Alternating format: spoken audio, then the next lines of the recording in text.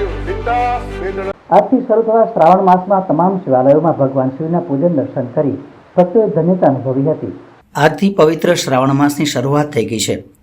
આજથી ભગવાન શિવની પૂજા અર્ચના કરવાથી ખૂબ મોટું પુણ્ય પ્રાપ્ત થાય છે। શ્રાવણ મહિનો આખો પવિત્ર મહિનો કહેવાય છે। ખાસ કરીને ભગવાન શિવને બેલીપત્ર, અબીલ, ગુલાલ, ભસ્મ લગાવવાથી ભગવાન શિવ પ્રસન્ન થાય છે।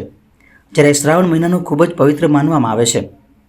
તમામ શિવાલયોમાં મોટી સંખ્યામાં ભક્તોની ભીડ જોવા મળે છે, જેથી શ્રાવણ મહિનાનું ખૂબ જ મહત્વ રહેલું છે। આપણા હિન્દુ ધર્મમાં સૌથી પવિત્ર માસ શ્રાવણ માસ છે। આ શ્રાવણ માસમાં દરેક જાતના નાના મોટા તહેવારો આવે છે।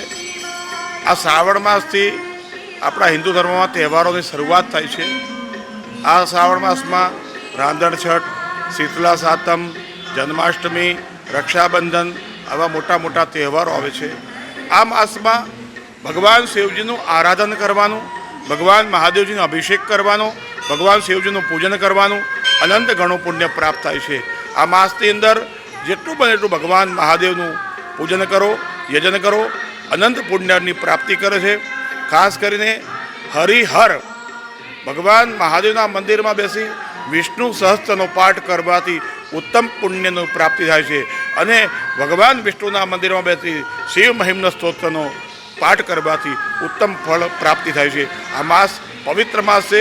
આ માસમાં જેટલું બને એટલું ભગવાનનું પૂજન, અભિષેક, યજન, યજ્ઞ, તપ જેટલું કરો એટલું ઓછું છે। આ આખા વર્ષનું આ માસમાં ભાથું કહેવાય। જેટલું કરો એટલું ભગવાન તમને અનંત પુણ્યની પ્રાપ્તિ કરાવે।